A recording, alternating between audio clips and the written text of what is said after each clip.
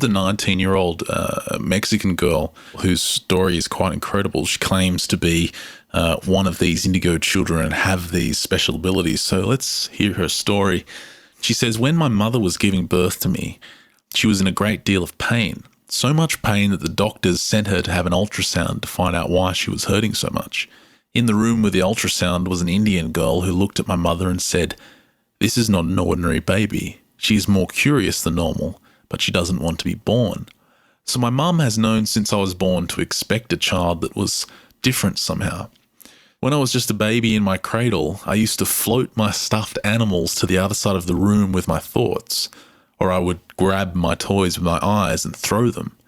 When she saw this, my mother knew it was true that I was not an ordinary baby, and so from the very beginning, she began to protect me.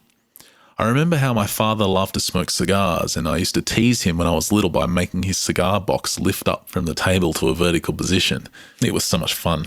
When I was older, my mother would tie my hair in braids because she liked it that way.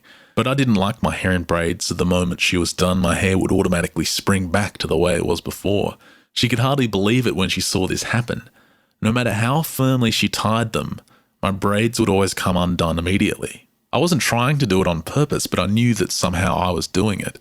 Sometimes when I would get sad or even depressed, I used to play with my psychic abilities in various ways.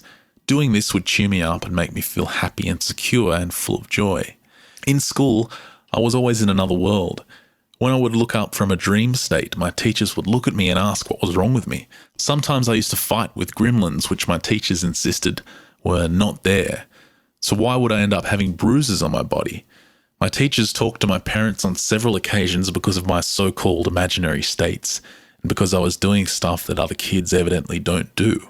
I also loved to talk to the trees and plants, or even to myself. When adults would ask me who I was talking to, I wouldn't tell them, but they didn't seem to understand. Eventually I found that I didn't like to have people around. It just felt so much better to be alone.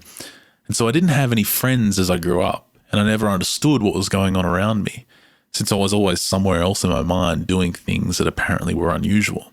It was very difficult for others, I know, but it was very difficult for me as well. Thank God my parents always understood what was going on, that I had their full support. Since it was so difficult for me as I grew up, I started to get scared about this situation with my psychic abilities, so I began to pay more attention to the psychic happenings around me and what they meant. I always believed that there had to be something else beyond this material world.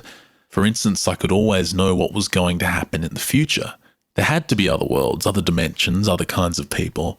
This just couldn't be all there was. Recently, when my mother, Emma, saw the movie The 13th Floor, she said to me, "This is my daughter. This is you." Though there was great pressure on me to be normal and to stop using my psychic abilities, I definitely did not stop. They seemed too important to just give away. Finally, I found a teacher who helped me. His name is Mimo, and he lives in Mexico. He had studied with an Indonesian teacher since he was 13 years old, and his teachings helped me to understand what I was going through. It was Mimo who taught me to see with my hands and feet.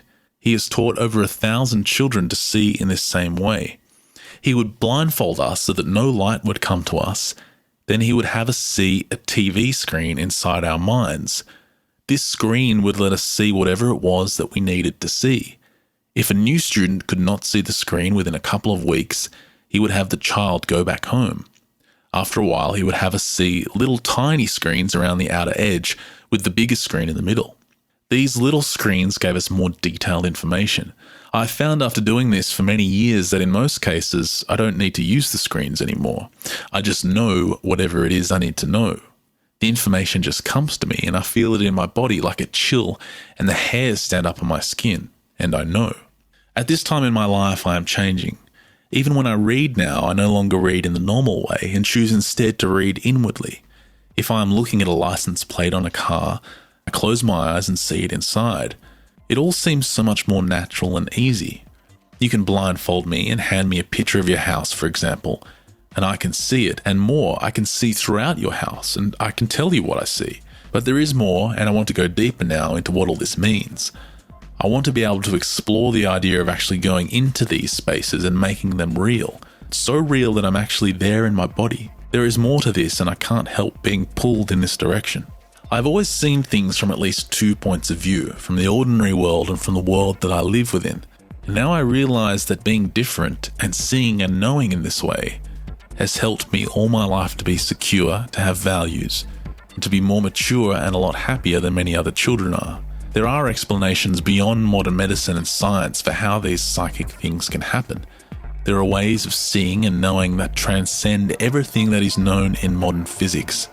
I can't explain this, but I know.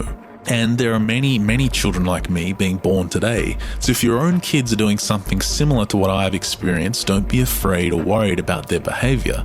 They are okay. Just love them and support them.